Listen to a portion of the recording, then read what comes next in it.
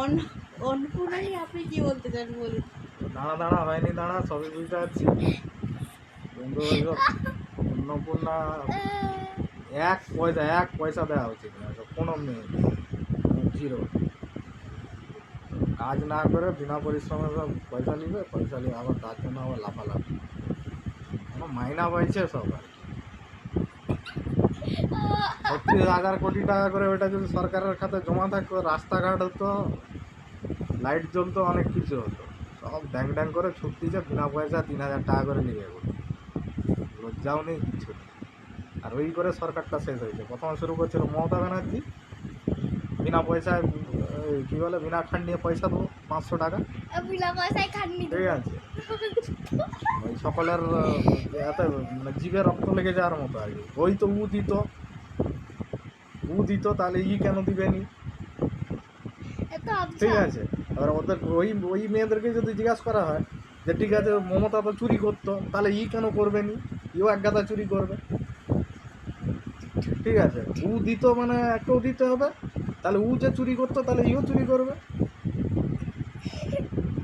বিনা খান্ডিতে পয়সা নিবে, আর 8,000 কোটি টাকা দেনা পড়ে আছে রাজ্যের, সেদিকে হুঁশ নেই। ইলেকট্রিকের দাম 8 টাকা করে ইউনিট হয়ে যাচ্ছে, 120 টাকা করে পেট্রোলের দাম হয়ে যাচ্ছে, সেদিকে হুঁশ নেই। হচ্ছে সমাজের অবস্থা। 3,000 টাকা করে নিব বলে একদম সেই ছায়াকে লুঙ্গির মতো গিট বেঁধে ছুটেটে সব, লজ্জাও নেই সব। আর এদিকে কি ছেনা স্কুলে কি পড়লো না পড়লো জানার দরকার নেই, বলে ডিম দেয়নি, একটাই ডিম, তাদের ডিম চাই, ডিম। আর 3,000 টাকা নিবে, কে এমন লাফাচ্ছে দেখলে মনে হবে যে হনুমান না মাধব টাকার জন্য। এ তো ওরে বাপ রে, পঞ্চায়েত অফিসের সামনে, পঞ্চায়েতকে মারবে কেন, বলে আমি 3,000 টাকা পাইনি। আরে তুই কি কাজটা করছিস যে তোকে 3,000 টাকা দিতে হবে?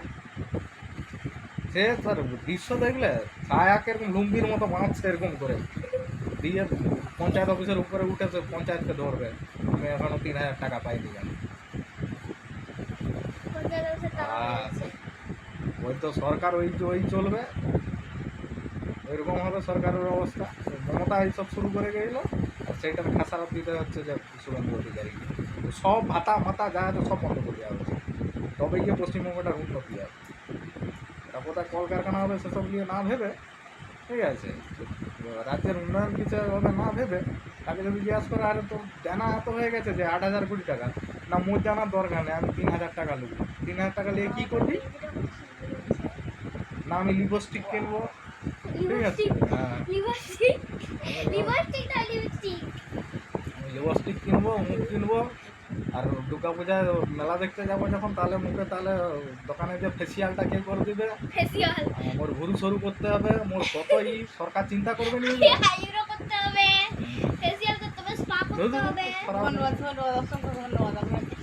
ধন্যবাদ দিতে হবে না।